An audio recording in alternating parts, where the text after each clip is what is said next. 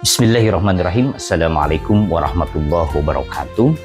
Saya ditanya dan bagi saya ini pertanyaan yang sangat sulit karena memang ini agak sedikit beririsan dengan agama yang lain. Pertanyaannya adalah apakah konsepsi Trinitas, konsepsi Nabi Isa menjadi Tuhan, ada enggak konsepsi ini persamaan atau paling tidak irisan dengan konsep Islam? Sejatinya ya kita harus bisa membedakan mana konsep kajian akademik, mana konsep kajian akidah. Yang tentu saja saya berbicara di sini tentang akademik ya, mencari akar persamaan walaupun sebetulnya tidak bisa dipandang sama karena bisa jadi tuduhan-tuduhan terhadap Kristen misalnya konsep teologinya berasal dari Helenisme, Stoa gitu ya, atau memang justru ada kesamaan, tetapi kesamaan itu memang susah untuk dicari padanannya. Tapi saya ingin mencoba bagaimana persamaan ini hadir di dalam konsep Islam. Sesungguhnya dalam konsep ilmu kalam agak sulit begitu ya, apalagi dalam konsep fikih, usul fikih ya sulit sekali. Yang bisa dicari padanannya atau kajiannya adalah di dalam bidang ilmu tasawuf. Di dalam ilmu tasawuf itu seseorang dia akan bertemu dengan Allah, bahkan dia akan menjadi dalam tanda petik Allah, anak al-haq seperti al-halaj, manunggaling kaula gusti atau wahdatul wujud. Ini hanya ada di dalam ilmu tasawuf.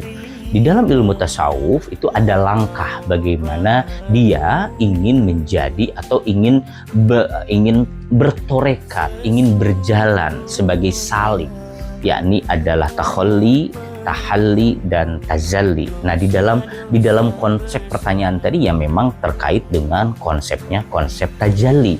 Apa itu tajalli? Sejatinya ada satu konsep yang di dalam dunia Islam yang memang beririsan atau bersentuhan atau paling tidak memiliki kaitan walaupun sebetulnya tidak bisa diidentikan, yakni adalah Ibnu Arabi dengan teorinya emanasi.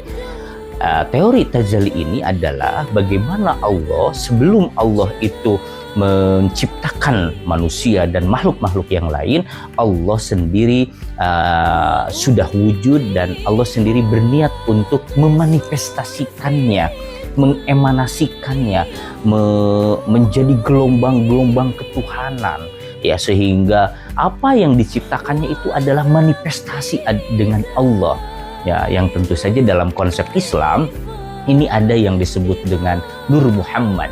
Bahkan di dalam kitab kuning, terutama di dalam ilmu kalam ya, selalu di dalam covernya itu laulaka lamma khalaqtul aflaka. Artinya kalau saja tidak diciptakan Nur Muhammad ini, maka dunia ini tidak akan ada. Apakah Nur Muhammad ini sama dengan Nabi Muhammad yang kita kenal, Nabi besar kita? Tentu saja konsepsinya beda. Nur Muhammad adalah dia disebut makhluk, iya, tapi juga bukan makhluk. Dia itu perantara ya. Kalau dalam istilah Kristen ya mereka menyebutnya logos ya. Walaupun di dalam teorinya akidah atau teologinya Kristen memang agak berubah-ubah ya, karena ada oneness, ada unitarian, ada trinitas dan seterusnya ya, sehingga aliran-aliran ini satu sama lain mengklaim kebenaran dan ya memang agak rumit ya teologi Kristen ini, berbeda dengan teologi Islam yang tauhid, yang Allah itu satu. Sedangkan ilmu tasawuf ini memang menggalinya bukan dalam dasar bagaimana cara membentrokan akidah, tidak, tetapi ilmu tasawuf itu bagaimana dia mengaktualisasikan, mengekspresikan secara falsafi makhluk dirinya yang material kepada Allah yang immaterial. Bagaimana mengkonsepsikan? Nah, konsepsi itu adalah konsepsi tajalli yang memang dengan jelas Ibnu Arabi memiliki konsep yang disebut dengan teori emanasi, bahwa wanafahu fis-sur, Allah itu meniupkan ruhnya, wanafahu fir-ruh, ruhnya itu ditiupkan, sehingga setiap manusia itu memiliki ruh-ruh ketuhanan, nilai-nilai ketuhanan, sehingga orang yang sudah tasawuf, orang yang sudah ma'rifat tidak akan melihat manusianya itu manusia sebagai manusianya, manusia yang ada hawa nafsunya, diganggu oleh setan dan lain. Tidak. Allah hanya melihat manusia itu melihat bahwa siapa di belakangnya, metanya siapa.